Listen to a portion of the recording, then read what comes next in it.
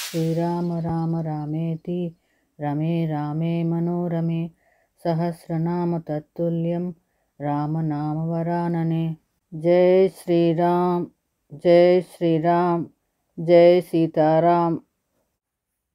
రామాయణ అనుభవం 179వ భాగము.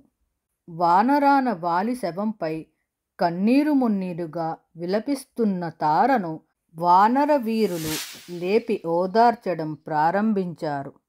ఆమె నిలదొక్కుకోవాలనుకుంది.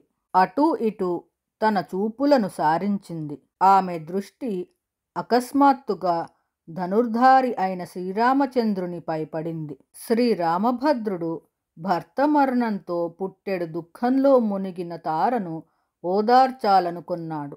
ఆయన ఆమె వైపు మెల్లగా అడుగులు వేశాడు. తనను సమీపిస్తున్న రాముని చూడగానే తార దుఃఖం మరింత అధికం కాసాగింది. తన భర్తను హత్య చేసిన వాడు తనకు ఎదురుగా నిలిచి ఉన్నాడు. ఆమెకు ఆగ్రహము అతిశయించింది. తన అక్కసు అంతా తీరేలా అతనిని దూషిద్దామనుకుంది. ఆమె తలెత్తి రాముని వైపు చూసింది. ఆశ్చర్యము! ఆయన కనులు కూడా బాష్పధారలను స్రవిస్తున్నాయి. ఆమె ఒక్క క్షణంలో అవాక్కు అయ్యింది. ఆయన పరదుఃఖ దుఃఖిత్వం ఆమెను నిశ్చేష్టురాలిని చేసింది.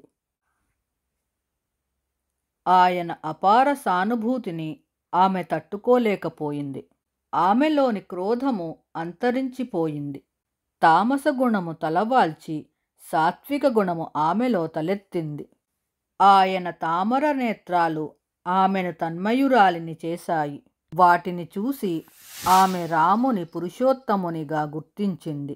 అప్రయత్నంగా శ్రీరామతత్వము శూర్పణఖలోలాగే తారలో కూడా స్తుతిశీలాన్ని కలిగించింది. ఆశ్చర్యకరమైంది కదా భగవత తత్వము! అనుకోకుండా ఆమె నోటి నుండి శ్రీరాముని విషయంలో ప్రశంసావాక్యాలు రాసాగాయి.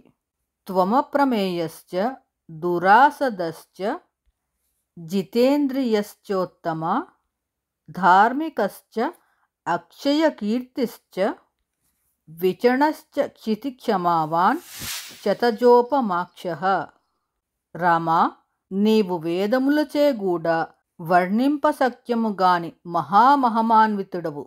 మనస్సుచే గూడా చేరశక్యముగాని వాడవు. జితేంద్రియుడవు, ధార్మికులలో ఉత్తముడవు, తరుగని కీర్తి కలవాడవు, వివేకివి, సహనమున భూమికి సాటి అయిన వాడవు, రక్తాంత నేత్రుడవు.